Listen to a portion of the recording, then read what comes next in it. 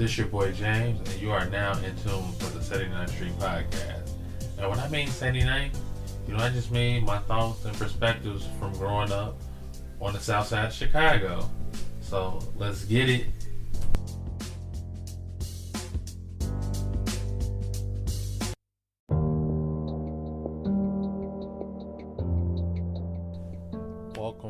Welcome back to the 79th Street Podcast. This is James Alfred, and I am your host. So today, I want to get into a topic of how to become a master student. So to me, a master student is one who has the balance of academics, a social life, and can get a good amount of sleep each night. So I was once told by my mentor Farouk, shout out to him, is that all college students, you go between these three things. Everybody prioritize each one in different ways, but most times you find people are really good at two and not the third. So I'm not gonna lie, I was a student that was good at 2 out of 3. I found the balance academically to be a good student. I was really involved, but I sometimes didn't get 8 hours of sleep. And quite frankly, that's still true to this day. Like, 8 hours of sleep for me is not really a thing. So, as I became, a more veteran student, so not freshman year, but like as I got into year 2, year 3, 4, and 5, you can tell people that I didn't have a 4.0. And that was just because of the good habits that I had. You're going to class, you're setting the example, you have this balance, so you couldn't tell people that I wasn't a 4.0 student. Now, I always lived in my truth, so if anybody had a conversation with me, I've always told them I've been at the bottom of the bottom, so I've had a 1 point something, I've had 2.0s, I've had 3.0s, and I've had 4.0s. It's just a matter of figuring everything out to get the desired grades. And averages, it is one thing. So I would tell people, like, you got to be able to average this and this to get the desired grade,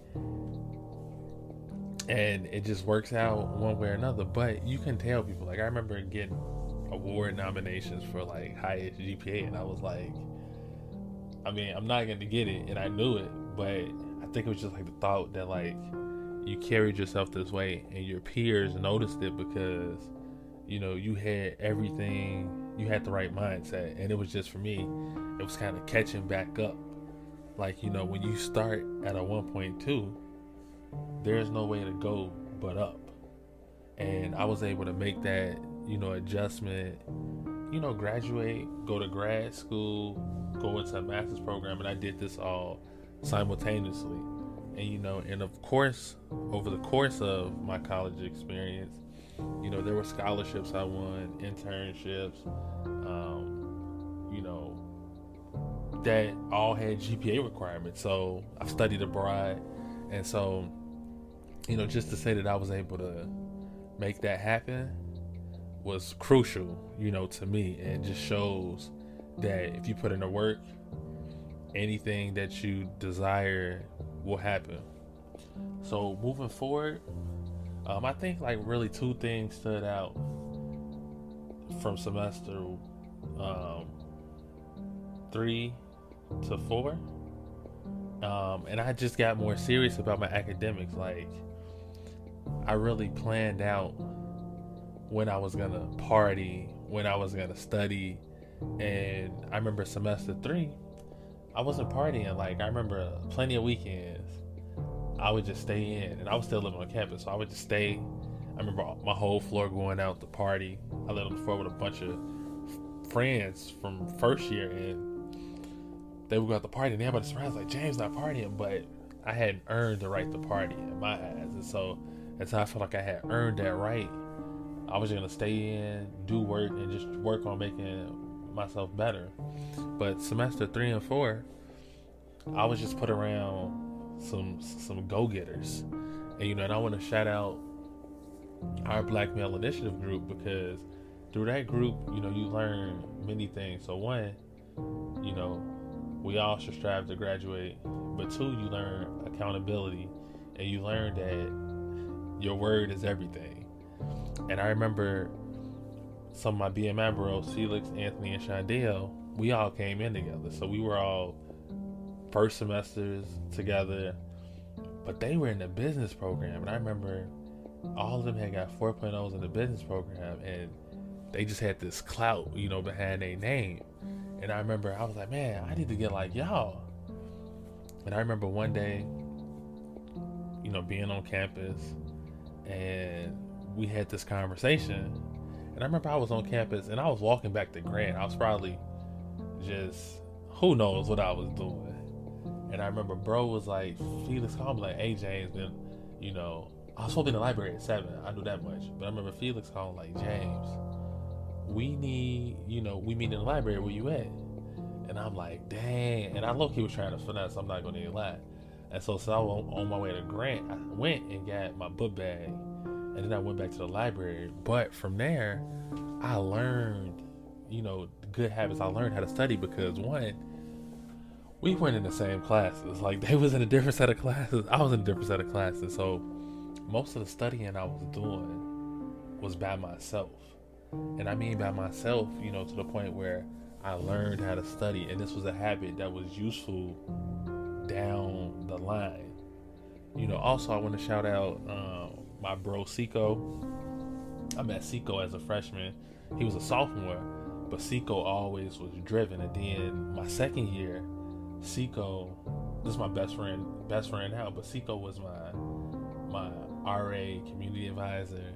And that just worked because we literally did everything together, from grabbing meals to studying, going to the library, to even, we used to take over the lounge on the floor to iron our clothes for BMI in a week, because we used to be on the dress clothes thing. So shout out to Seco, because I think just spending all that time, I started to see the importance, and you kind of value education, whereas a lot of people don't have this opportunity for education. And being around Seco, that's my bro, and so I kind of learned of his upbringing and on how, like, he's the one in his family who, and he's from Trinidad, so he's the one in his family, getting an education. And so some of those things just kind of stood out to me, where, he's the one in his family, and, he aspired for nothing but excellence. And, those things can be contagious if you put yourself around the right circle. So, I had the tutoring with Felix, Anthony, and Shondale, where we was in the library a few times a week, and I'm just grateful that they held me accountable. And I remember I saw Felix like a year and a half ago, and I was like, we was at the Chan's banquet, and I was like, Felix, man, I'm like, bro, I appreciate you. I learned a lot from you. He's like, man, we learned a lot from you too. He said, don't think it wasn't, versatile. Like, it wasn't like you was the only thing getting something out of it. We got something out of it too. And I was like, I would have never known that if he wouldn't directly, had told me. So just grateful to have, those experiences, and those people around, because at the end of semester 3, I had got a 3.0, and a 3.0 was big because in BMI, we always had this 3.0 club. So I was finally in a 3.0 club, after being there. And so that just kind of spoke wonders of, like, hey, you've been grinding, you've been talking about what you was doing, and you've been making it happen. So people always ask, like, hey, what does it take to be successful in class? So as a former instructor, I always tell students, do not sit in the back. And students think, oh, I'm gonna sit in the back, it's cracking, the teacher can't see me. Believe it or not, from teaching, especially if the class isn't like a huge lecture hall, like if the class is like 50 people or less, sit in the front. And the reason you sit in the front is, as an instructor, I can easily see everything in the back, especially if I'm standing in front of the classroom. If you're sitting on that front row, you're not gonna notice anything. Like, and I'm telling you, because I'm walking right past them students. So I'm looking over them in most cases and seeing everything behind them. And that's just a pro tip. But You want to make sure that you're studying 2 to 3 hours per credit hour. Studying, doing some type of work, because that's going to help make you a great student. I remember one time I had one of my mentees was taking a class and was struggling. I was like, bro, how much work are you doing for this class? And he told me like 2-3 hours. Now here's the kicker. That would work for a regular class, but he was taking a 9 credit hour class. And I was like, bro, you can't do that. I said, you got to times that time the 9. Like, you need to be putting more effort into that class. And just by me having this conversation with him, he was able to kind of conceptualize, it was like, bro, you know what, you're right. I'm not doing my, my due diligence to this class because I'm only putting in so little hours. Go to your professor's office hours. You don't know how much it's going to help. Like, I've heard stories, and I've been on the receiving end of it, where you're going to need a reference down the line from an instructor, a letter of recommendation, and if you don't have any other key people on campus, who are you going to get it from? And so you always want to go to the office hours. And I've heard of some people going to office hours and the teacher may give you a quiz question or a hint at maybe what's going to be on the exam. Like, the essay, if it's math, something that looks similar to the exam on the math test. So definitely go to the office hours. Find a friend in each class, an ally. There was times where, I suggest going to class. Like, that's rule number 1. Regardless of the attendance policy, if it says, hey, you don't got to come, you should still go to class. But find a friend. Like, you may have to miss class, and it's going to be good because you can exchange notes with that person, get clarification. Because sometimes two heads are definitely better than one. So if you're confused and they're confused, y'all could probably come to a mutual, understanding. But also, if they get it and you don't, and you get something, it's just good to exchange for that information. Study for your exams. I can't stress this enough. Nothing's gonna stop you, from succeeding more than not studying. I remember as a freshman, I made this mistake and did bare minimum studying for a political science class, and I was like, I took AP government, I got it, and I ended up getting a 68 on that exam. But from there, I knew like, hey, I need to study more for these exams. I think one thing that we never think about is thinking of when are we most productive. In undergrad, I feel like I had this thing to adopt, and so I was able to adopt and just get work done when it needed to get done. Versus in grad school, I was more productive in the morning. So I'll wake up at 5-6 o'clock in the morning and just knock out assignments, especially because I was doing most of my work on the weekends. And by noon, I was able to take a nap. I was able to rest, eat, sleep, because I can, 6 hours on an assignment, I could knock something out. Like, I remember one time, I literally, like, using that same formula, I woke up at like 5, 5 in the morning. By like noon, 12:30 on that Saturday, I had knocked out like 10 pages of one of my final exam. And when I took it to my instructor was like rocking with me. He was like, James, if you give me something by this date, I'll edit it and I'll send it back to you so you can turn it in for the final. And when I sent it to her, she was like, James, when did you do this? I said, I did that on Saturday. She said, you haven't touched it since Saturday? I was like, no. I was like, this is what I did. And she was like, wow. She said, that's a lot. She's like, and that shows me, one, I was passionate about the assignment, but I fully utilized my productivity because, one, I wasn't living in a room, but my roommate probably was asleep. I don't think he was there, to be honest. I think he walked in and be like, what you doing? Like, study it. But I just was able to utilize that time and just make it happen. So one thing I've always been big on is, I'd rather people learn from my mistakes. So that's why I'm always open. That's why I always try to give advice.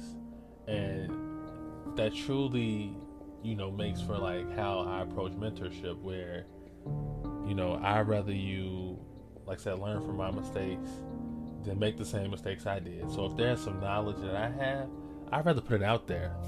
Because if somebody, take wind of it, that's happier for me. Like, you don't know how many times where, like, I've heard somebody say, like, James, I remember you said this, and you were right. Like, I explained to some students in a class I was teaching a while ago, like, what does it cost to party? And I broke down the figures for partying. And I remember, like, years later, students like, James, you wasn't lying about how much it costs to party, going out to the club, pre-gaming. I was like, I know. I said, it's expensive. And if you're doing it every weekend, you wasting a lot of money. And so, just like things like that where, I just rather put it out there and, see if somebody can get it.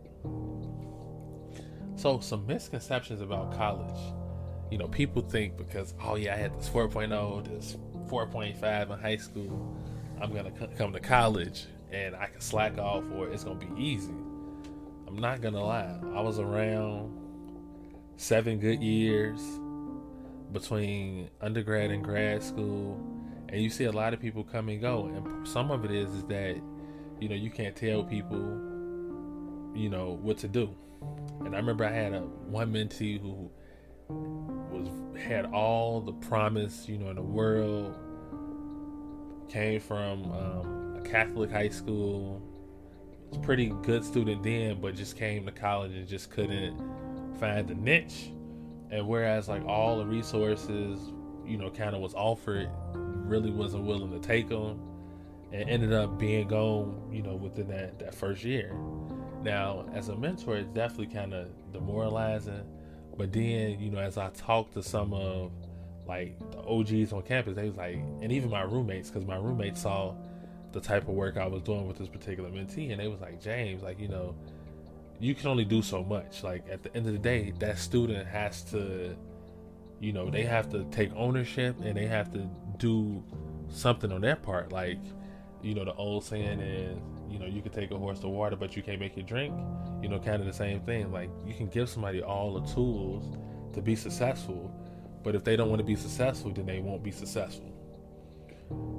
So going back to misconceptions, depending on what school district you come from or school you started from, you're going to come into college maybe being behind. And not saying that's the end of the world, but a lot of people have to take that into consideration, because you're not going to come into college just, all right, this is easy, I'm going to make it happen. Like, I'm a product of Chicago public schools, and I struggled a little bit that first year, and I kind of had to find my niche. Now, did I get it? Yes, and I was able to keep moving, forward. But I also think that some students would benefit from community college. Back in the era when I came to high school before, and even a few years after, high school, especially in Chicago, especially in Illinois, were not pushing the community colleges. They wanted students to go to a 4-year institution. I remember back when I was a senior in high school, I did an on-site admission for SIUE, like in November, and I was like, hey, I'm going there, and that's the end of it. Fast forward to like March, April, I'm getting communication from my school. They even called my job, had my job talking to me, because I was involved with like this leadership organization, and they work with a lot of students from our school. So they had people from there talking to me like, James, just apply to the 5 schools, because they said it was going to affect my graduation, despite me picking a school and me unofficially declaring I was going to go there. So the good thing out of it is I ended up not going to that school. I ended up picking another school out of the ones I applied to later. But that was an issue because, it's kind of, I don't want to say holding hostage. It's like, well, you have to apply to 5 schools. Why do I have to apply to 5 schools if I can only go to 1? And I get the notion behind it, but if the student's comfortable, like, hey, I'm going there, it should be cool. But back in those days, it was a 4-year institution or nothing. Now you see the push for trade schools, community colleges, and so forth and so on, which I think is great, because some students will definitely benefit from having, that experience, or some of those other experiences. Like community college, that's one of many routes. So I'm just glad that some of those things will happen instead of forcing all students to go to four-year institutions where they may not, quite frankly, be ready and need that more nurturing environment at a community college. So people always ask, like, yes, I'm saying all of this. I would do all of this again, like, believe it or not. Maybe except for the bad grades and repeating classes, but I would do it all again. And I think with some people, you got to realize, what are you willing to sacrifice? Is it going to be grades? Is it going to be your social life? Is it going to be sleep? I don't know. Every person has to make that decision for them. I'm just grateful, to have had the many experiences and to have it, whereas I didn't need to party every weekend. I was social enough. I was in clubs, so that was helping me get my social fix. But I wanted to be a good student. I wanted to graduate. Like, at the end of the day, I wanted to graduate. So me making some of the decisions I did kind of dictated, how I approach things. And so I'm just grateful to have found inside of me what I needed to be successful in college. Two more things before I wrap up. So the first thing I want to say is, please make sure that you find a mentor. And I know in some instances you can't help who your mentor is. I was a part of mentoring programs where I was assigned a mentor. But if you can help it, find somebody that is doing what they need to do on campus. I've seen and heard horror stories of people having mentors who may not have given them the best advice, and it just kind of ruined that experience for them where they're anti-mentors. And the other thing is, some of the best knowledge you're going to get is going to be from your peers. And people are like, well, what do you mean? I listened to all the upperclassmen when it came to, like, okay, hey, you're going to take Poles 100, make sure you take this instructor. You're going to take this class, make sure you take this instructor.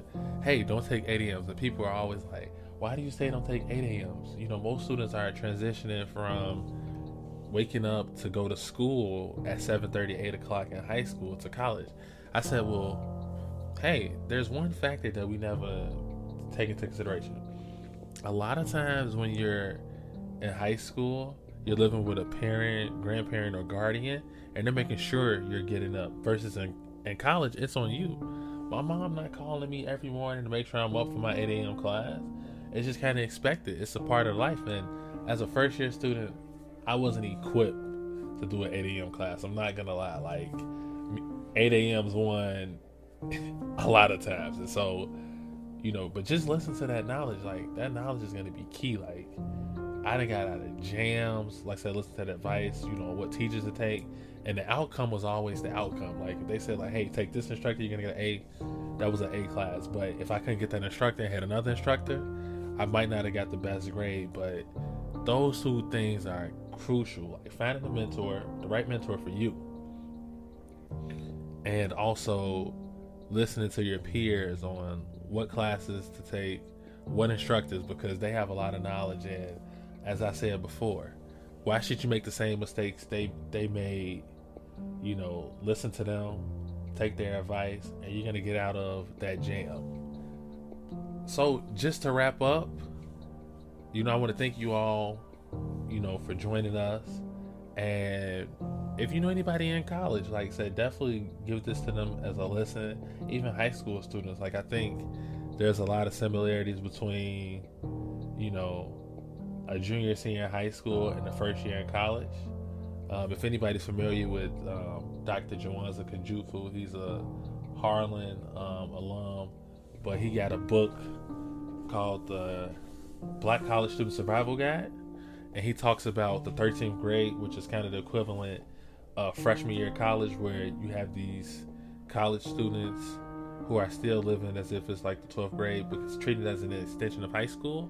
And I think that's just an interesting concept where you want those students as they transition to be a college student. You don't want them still in that mindset of a 13th grader. So I hope this advice helps. I'm looking for it. Drop a comment, and let's connect. Thanks again. This is the 79th Street Podcast. I look forward to seeing you all on the next episode.